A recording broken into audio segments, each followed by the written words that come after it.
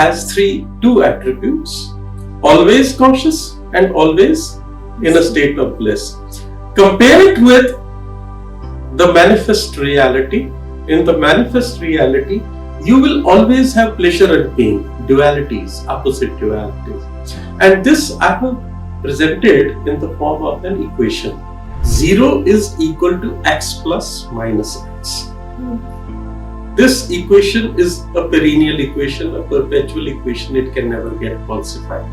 For any value of x, this equation will hold true. But this equation also gives us the ability to understand as to how this cosmos is framed and how it is born. 0 has the ability to yield or deliver out of its womb infinite pairs of opposite duality, binaries. So, if there is good, there is evil. If there is man, there is woman. If there is pleasure, there is pain. The list is endless. So when creation happens, if we suppose, hypothetically for once, a stage or a time when there was nothing, then at that time it was non-being, the time of non-being, or what I call zero consciousness. Now this zero is the transcendent.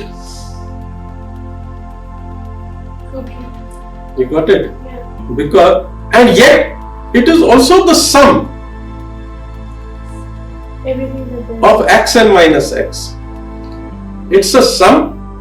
It gives birth to x and minus x. So it is the sum. It is universal because it gives birth to x and minus x are real. They are born out of zero. They stay in that. They are sustained because there is zero. That is why they are there. If there were no zero, they wouldn't be there. So their existence is because of this zero. So there is good and there will always be evil. And there is evil because there is good. Both are necessary concomitants of the reality. And the reality is integral, but it is transcendent. And always blissful. It is always going beyond. Zero is the sum. But when you sum it up, what is left? Nothing. When you sum up 1 and minus 1, there is nothing left. You sum up 2 and minus 2, nothing left. So you have nothing, you have something. So what do you have? Something coming out of nothing. Now this is a paradoxical stage. And yet not at all illogical, because it's in the form of a mathematical equation. It doesn't defy any principle of mathematics. So that way, logically it is correct, but it doesn't appeal to my sense of logic, because I was always told that something can come out of something only. Something cannot come out of nothing. So this nothing is the transcendent reality, which is non-being. Non-being now expresses itself in the form of being, and being is in the form of duality. And the same thing is now listen to what Guru Nanak Dev Ji says in the Adi Granth.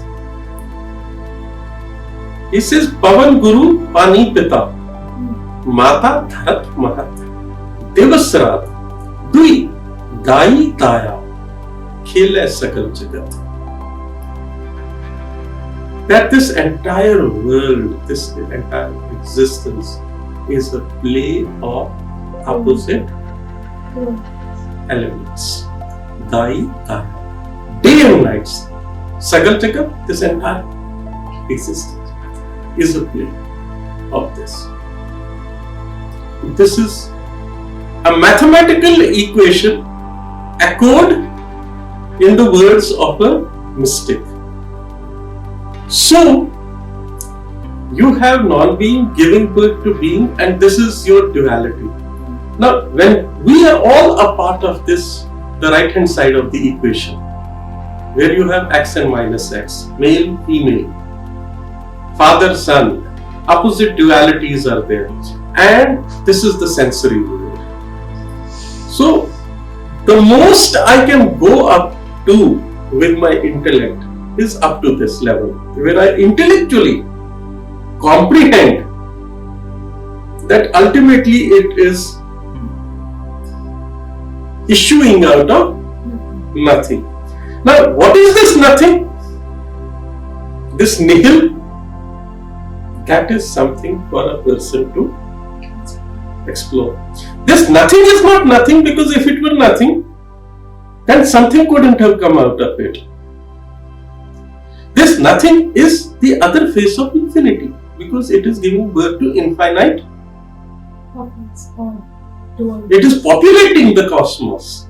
It is populating existence with dualities, opposite dualities. Now, man represents that point wherein, because man has been gifted with intellect, I could do it because I have been gifted with intellect.